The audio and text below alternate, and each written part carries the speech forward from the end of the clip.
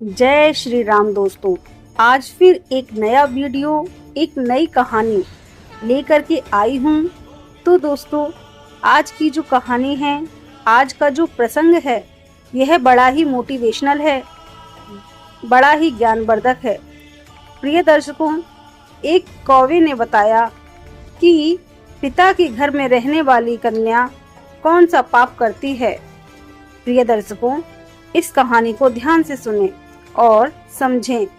तो चलिए कहानी शुरू करते हैं। लेकिन आगे बढ़ने से पहले मैं आपको बता देती हूँ कि गरुड़ पुराण में कहा गया है कि कथा हो या सीख, अगर बीच में छोड़ दिया जाता है तो वह पाप की श्रेणी में आता है। तो आपसे निवेदन है कि वीडियो को अंत तक पूरा देखें, और अगर आप एक सनातनी हैं, भगवान श्री राम को मानते हैं, तो वीडियो को लाइक जरूर करें। चैनल को सब्सक्राइब करके कमेंट बॉक्स में जय श्री राम जरूर लिखें। तो चलिए कथा शुरू करते हैं मित्रों। आज के इस वीडियो के माध्यम से आपको पता चलेगा कि एक कन्या अपने पिता के घर में रहकर कौन सा पाप करती है, और क्या उस पाप का फल माता पिता को भी भोगना पड़ता है। मित्रों, एक दिन की बात है जब देवर्षि नारद जी पृथ्वी लोक पर भ्रमण करने भगवान श्री कृष्ण के पास जाते हैं। तो भगवान श्री कृष्ण नारद जी को अपने पास आया हुआ देखकर कहते हैं, हे देवर्षि नारद जी, आज आप किस कारणवश हमारे घर पधारे हैं। तब देवर्षि नारद जी कहते हैं, हे प्रभु, हे प्राणनाथ, आज जब मैं पृथ्वी लोक पर भ्रमण कर रहा था, तब मैंने देखा कि कुछ कन्याएं अपने पिता के घर में काफी अधिक समय से रह रही हैं, जबकि पिछले युगों में कन्याओं का विवाह बहुत ही कम आयु में होता था और वे तभी से अपने पति के घर रहने के लिए जाया करती थी। परंतु आज कलयुग में मैंने एक विचित्र घटना देखी है कि कलयुग में पैदा हुई कई सारी कन्याएं विवाह के बाद भी अपने पिता के घर में लंबे समय तक रह रही हैं। वह अपने ससुराल में अपने पति से झगड़ा करके भी बार बार रहने के लिए अपने पिता के घर को जाती हैं। हे प्राणनाथ, इसलिए मैं आपसे यह जानना चाहता हूँ कि क्या एक पिता के घर में कुंवारी कन्या का अधिक समय तक रहना सही होता है या नहीं। कौन सी आयु में कन्या का विवाह करना योग्य होता है, और विवाह के बाद कन्याओं को पिता के घर में रखने से कौन सा पाप लगता है। हे प्रभु, कृपा करें और मेरी इस जिज्ञासा को शांत करें।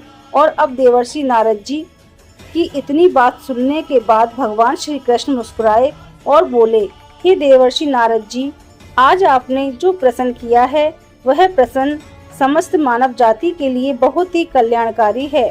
आपके द्वारा पूछा गया प्रश्न अत्यंत ही महत्वपूर्ण है। आज मैं आपको इन सभी प्रश्नों के उत्तर को एक सच्ची घटना के माध्यम से देता हूँ। यह कथा द्वापर युग की है। हे देवर्षि नारद जी, कृपया आप इस कथा को पूरे सच्चे मन से और पूरी श्रद्धा से सुने, क्योंकि जो भी प्राणी इस कथा का श्रवण सच्चे मन से करता है और इस कथा का प्रसार करता है, मैं उनके 100 अपराध माफ करता हूँ, और मृत्यु के बाद भी वह प्राणी अनंत काल तक मेरे साथ विष्णु लोक में वास करता है। प्यारे साथियों, अब देवर्षि नारद जी कहते हैं, हे प्रभु, आप इस कथा को सुनाइए।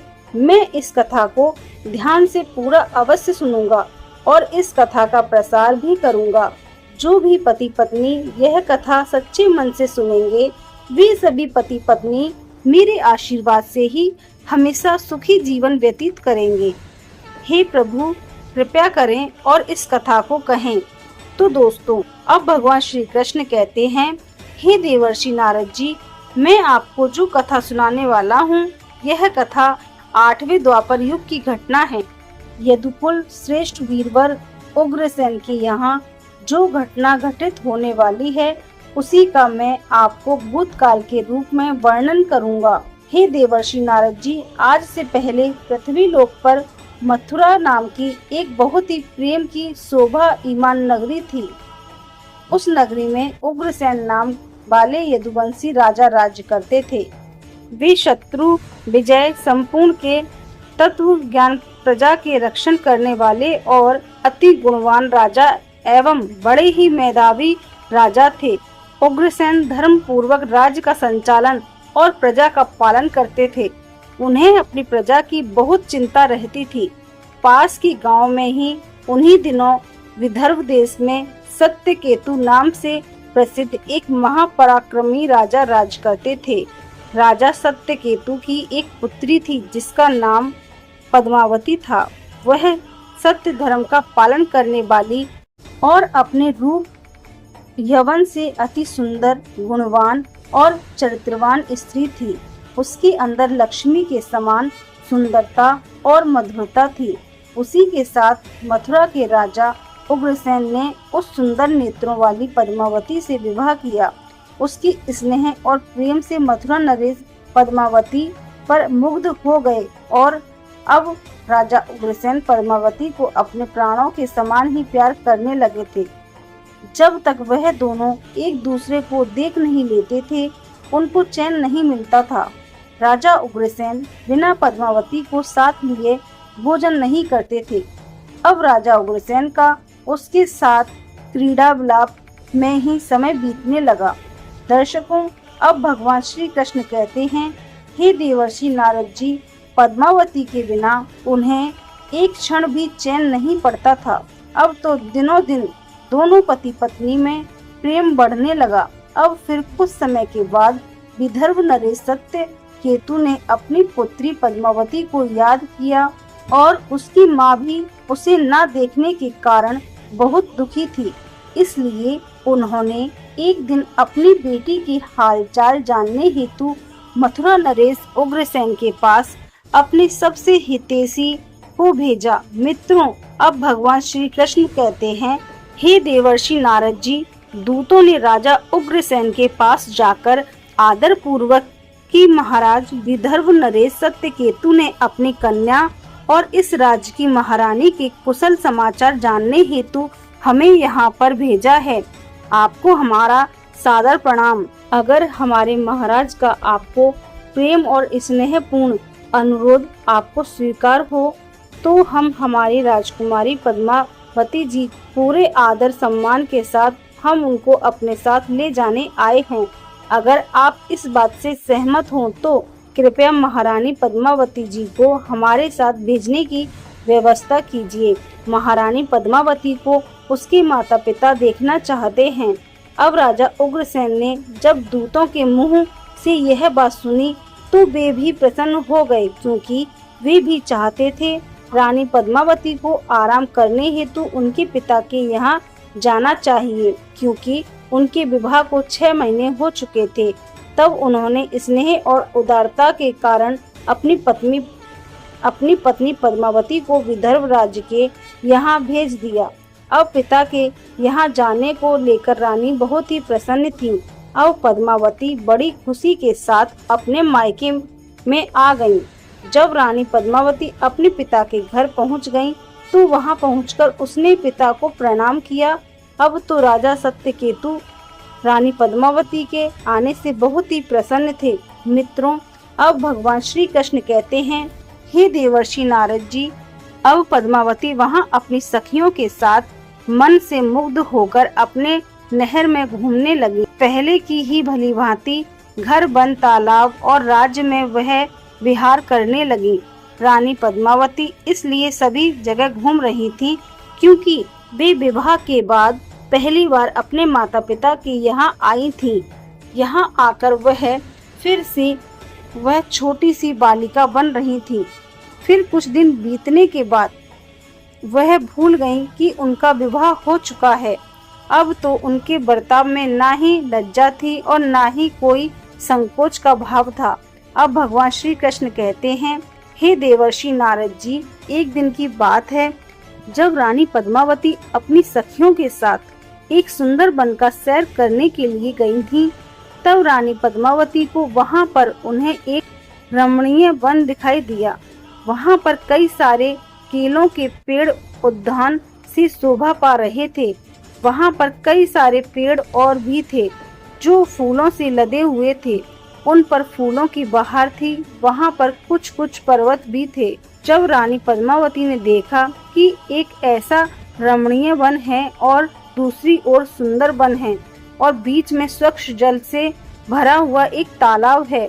जब रानी पद्मावती ने उस तालाब को देखा तो वह एक छोटी बालिका की तरह वह अपनी सभी सखियों के साथ उसी तालाब में खेलने लगी। वे सभी इस संसार को भूलकर खेल कूद में मन से मग्न होकर पूरी तरह से डूब गई थीं।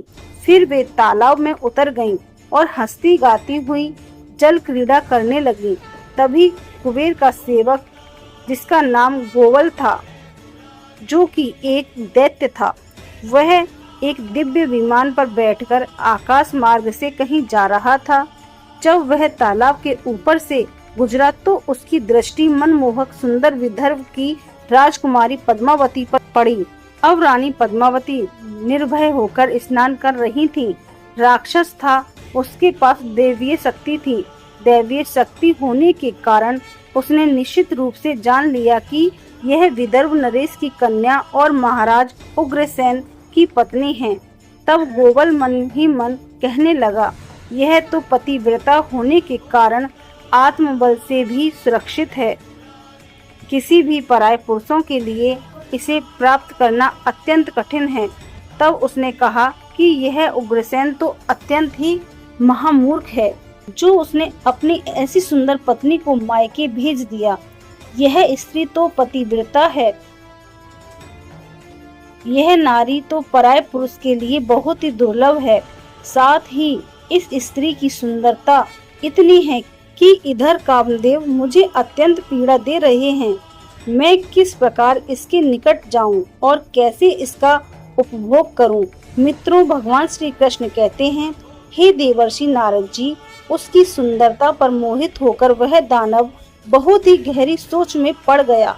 फिर उसने अपने लिए एक उपाय निकाल लिया। मित्रों, गोवल ने महाराज उग्रसेन का एक माया रूपी रूप लिया। वैसे ही वस्त्र, उसी तरह का भेष और वही अवस्था पूर्ण रूप से उग्रसेन सा होकर वह उसी वन में उतर गया और एक अशोक वृक्ष की छाया में एक शिला के ऊपर बैठकर उसने मधुर स्वर से संगीत के सुरों को छोड़ दिया। वह गीत संपूर्ण विश्व को मोहित करने वाला था।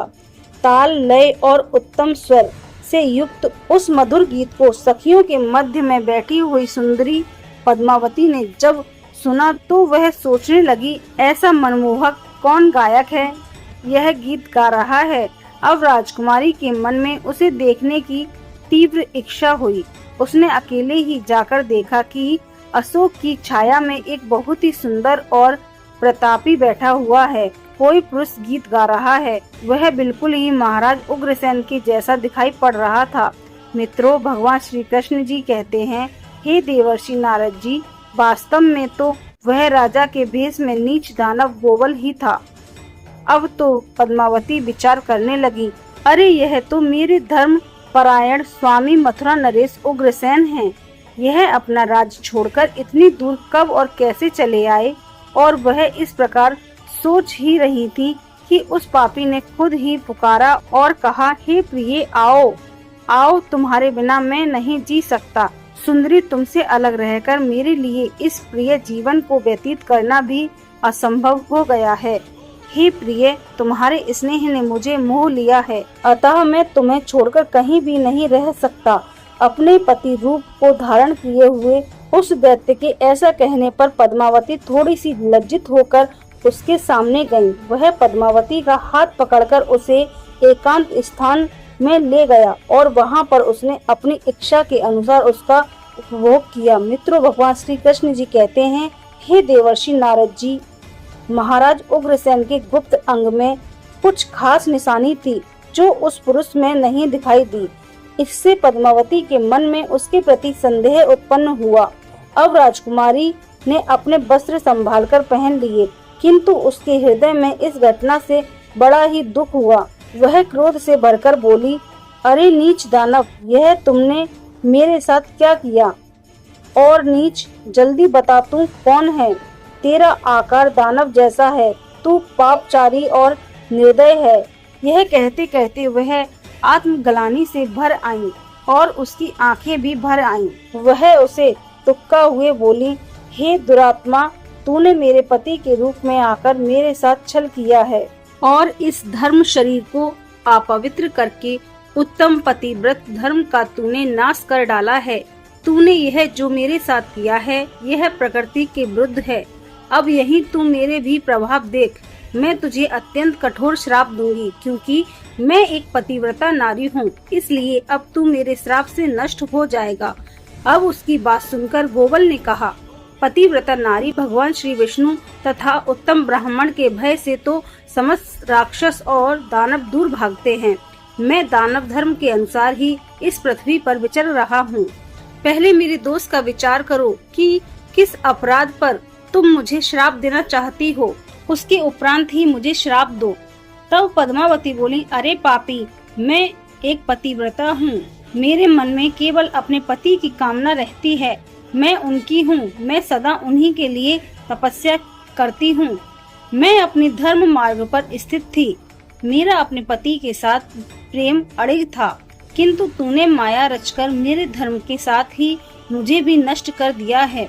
इसलिए हे दुष्ट नीच, तुझे भी मैं भस्म कर डालूंगी।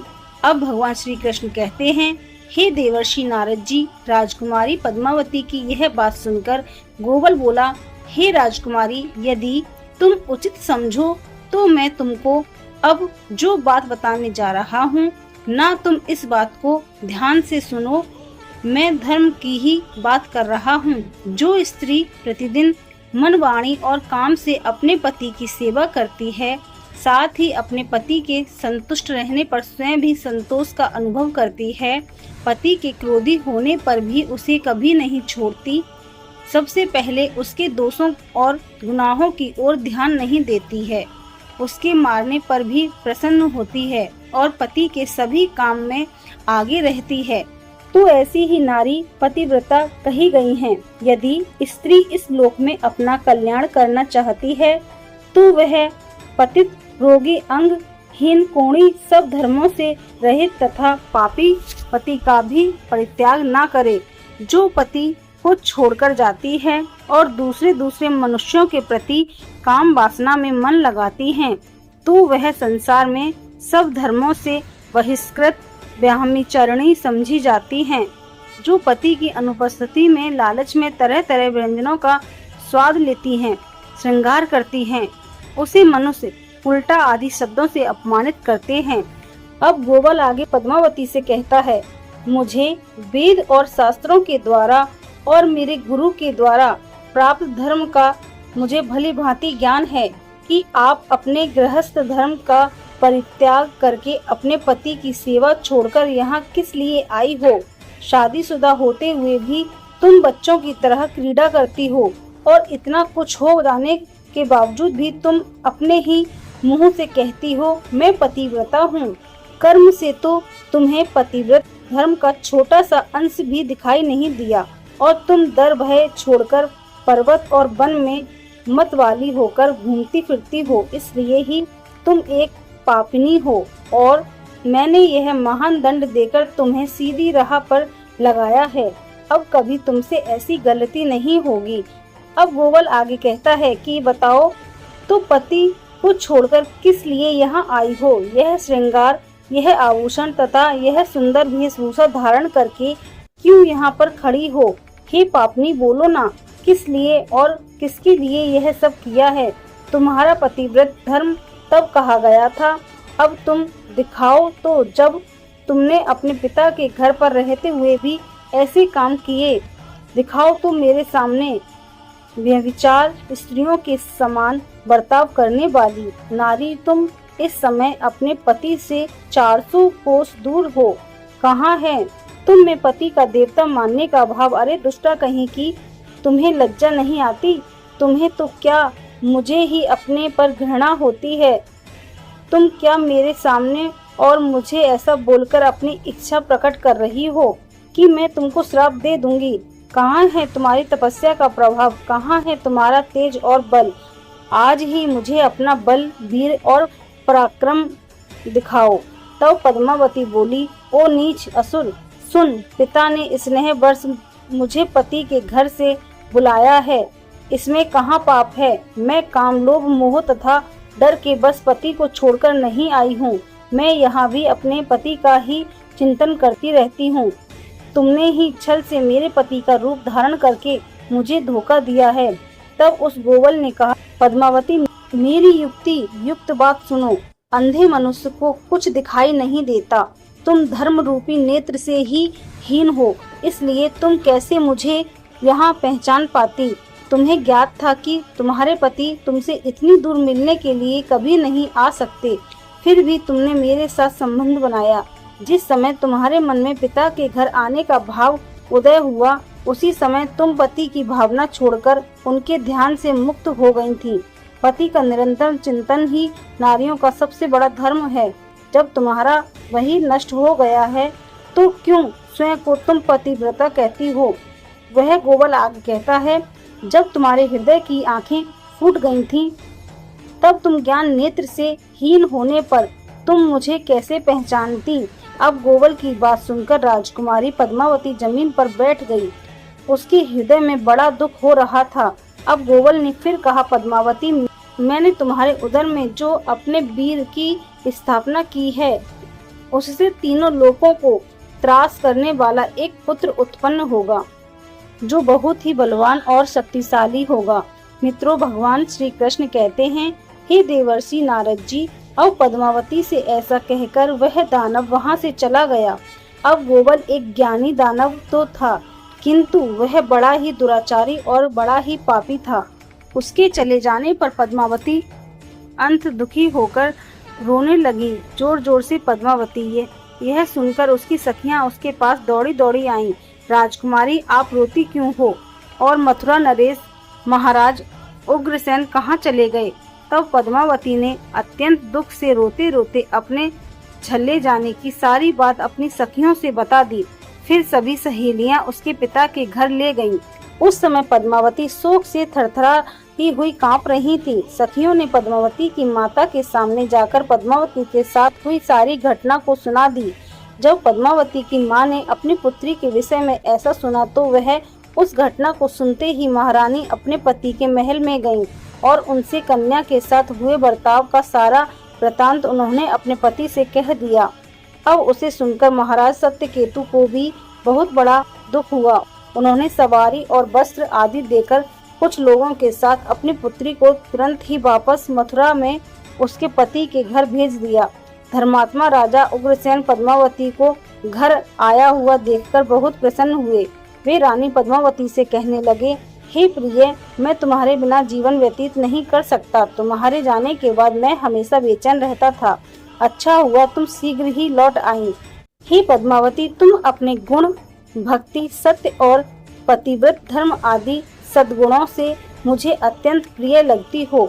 अब भगवान श्री कृष्ण जी कहते हैं, हे देवर्षि नारद जी, अपनी प्रिय पद्मावती से ऐसा कहकर महाराज उग्रसेन उसके साथ विहार करने लगे। अब गोवल के द्वारा पद्मावती के पेट में जो बच्चा था, सब लोगों को भय से त्राही त्राही त्राही मचाना, उसके भयंकर गर्व दिन ब दिन बढ़ने लगा। किंतु उस गर्व का कारण केवल पद्मावती ही जानती थी। अपने उदर में बढ़ते हुए उस गर्व के विषय में पद्मावती को दिन अब 10 वर्ष तक वह गर्व बढ़ता ही गया।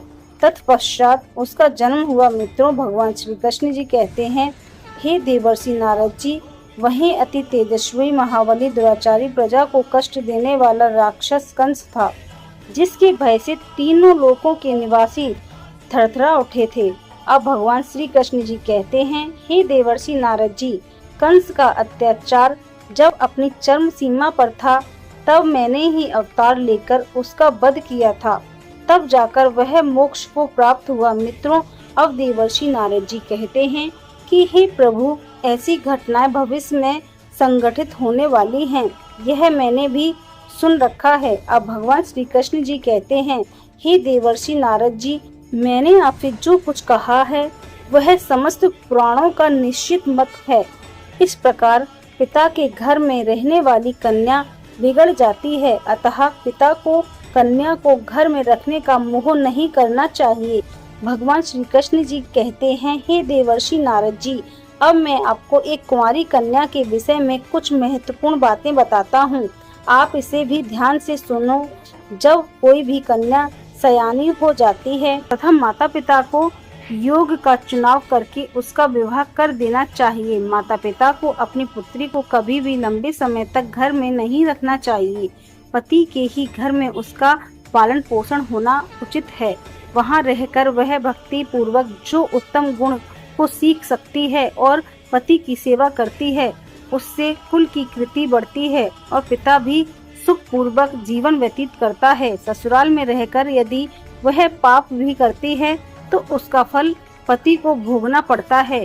वहाँ सदाचार पूर्वक रहने से वह सदा पुत्र पत्रों के साथ वृद्धि को प्राप्त होती है। कन्या के उत्तम गुणों से पिता की कीर्ति बढ़ जाती है और दोनों कुलों के पितृगण संतुष्ट होकर आशीर्वाद देते हैं। हे देवर्षि नारद जी, दामाद के साथ भी कन्या को अपने घर में नहीं रखना चाहिए। ऐसा करने से उस पुरुष के मान सम्मान में कमी हो जाती है और उसे भी पाप लगता है। जब कन्या विवाह योग्य बन जाए तो पराये लोग उस पर बुरी नजर डालना शुरू करते हैं। ऐसे में कहीं वह किसी पराये पुरुष के साथ प्रेम संबंध बनाए तो माता पिता को उससे पहले ही अपनी पुत्री का विवाह कर देना चाहिए। एक जवान कन्या पिता के घर में रखना मतलब खजाने से भरा घड़ा चोरों के बीच रखने के समान होता है तथा उस स्त्री का गहना और पिता का सम्मान उस कन्या की इज्जत होती है, जिसे हमेशा संभाल कर रखना चाहिए। किसी भी स्त्री को कभी भी पति से दूर नहीं रहना चाहिए। ज्यादा समय तक मायके में रहना भी पाप समान है। वह पतिव्रता नारी का स्थान सदैव उनके पति के चरणों में होना चाहिए तथा पति के लिए पत्नी का स्थान उसके हृदय में होना चाहिए। मित्रों, भगवान श्री कृष्ण जी कहते हैं, हे देवर्षि नारद जी, अब मैंने आपसे सारे प्रश्नों के उत्तर दे दिए हैं। तब देवर्षि नारद जी कहते हैं, हे प्रभु, आज मैं धन्य हो गया हूँ। आपने जो मुझे यह कलयुग की स्त्री के विषय में कथा सुनाई है वह बहुत ही महत्वपूर्ण है। आपका मुझे इस कथा को सुनाने के लिए बहुत बहुत धन्यवाद। तो प्रिय दर्शकों, आशा करती हूँ आपको यह कथा अवश्य ही पसंद आई होगी। अगर आपको यह कथा पसंद आई है तो इस वीडियो को लाइक करिए और मगर आप सभी लोग हमारे चैनल पर नए हैं तो हमारे चैनल को भी सब्सक्राइब अवश्य कर लीजिए। साथ ही इस वीडियो को ज़्यादा से ज़्यादा लोगों में शेयर करें ताकि उन्हें भी इस विषय में पता चल सके और इस वीडियो के कमेंट सेक्शन में जय श्री राम अवश्य लिखें। बाकी मित्रों, इस वीडियो को यहाँ तक देखने के लिए आप सभी लोगों का दिल से धन्यवाद। जय श्री राम।